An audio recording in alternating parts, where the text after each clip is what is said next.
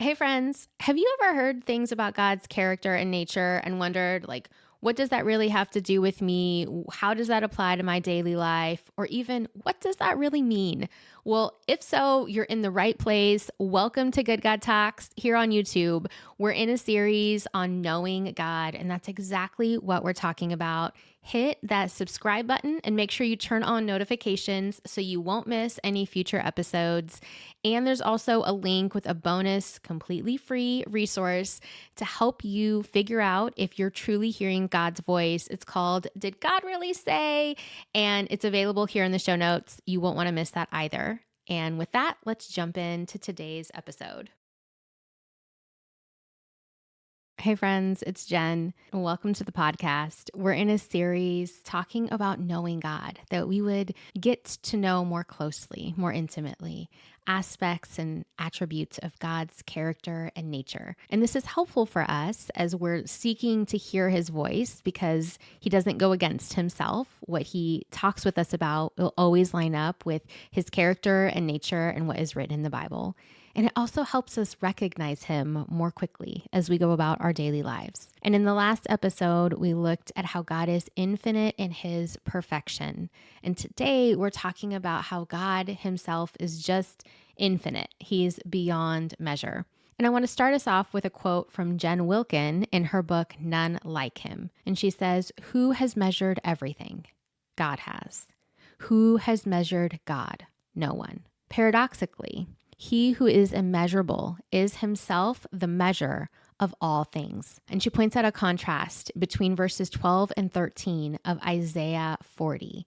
And it says, "Who has measured the waters in the hollow of his hand, and marked off the heavens with a span, enclosed the dust of the earth in a measure, and weighed the mountains in scales and the hills in a balance? Who has measured the Spirit of the Lord? Or what man shows him his counsel?"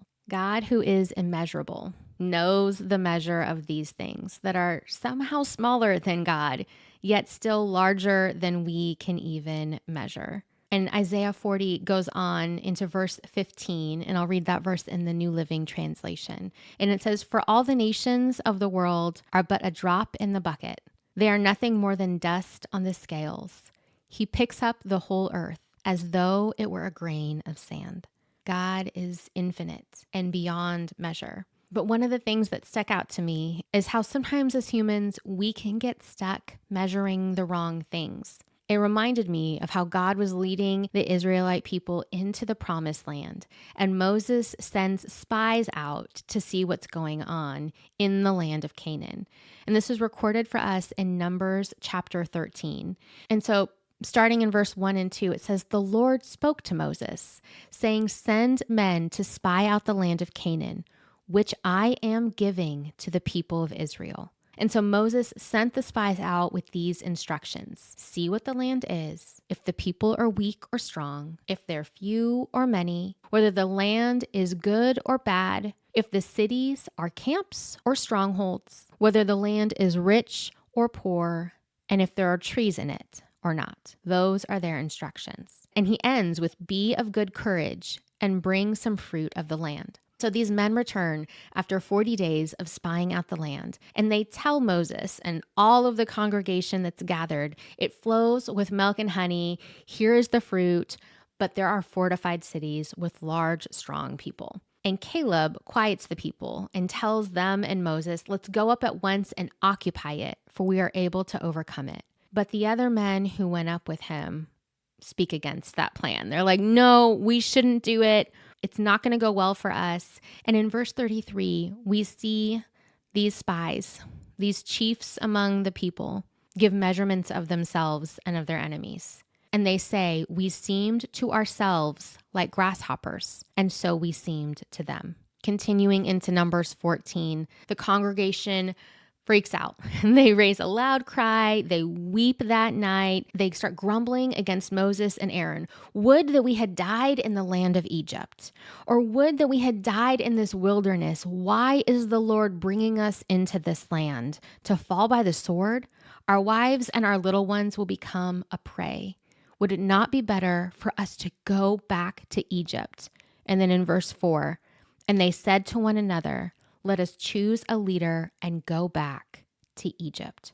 Now, reading this from my vantage point, I can be like, what are they thinking? God freed them for hundreds of years. The Israelite people were oppressed in slavery in Egypt. And now they're saying we should just find a leader who will take us back there because we think of ourselves by our own measurement like grasshoppers.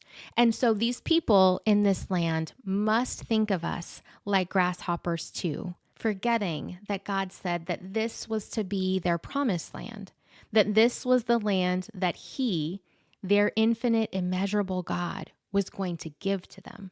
I can look at their circumstance and be like, what are they thinking? But I also can have circumstances in my own life where I forget that my God is beyond measure, where I start to think of myself too small or honestly too large, where my circumstances or the opposition that's against me can loom too big in my imagination. And I'm guessing that I'm not alone in that. If that's you too, take this opportunity to talk with God about it today. And here's our question. God, please recalibrate my measurements and assessments of you, of me, and of my circumstances. What do you want to show me? Have a good talk.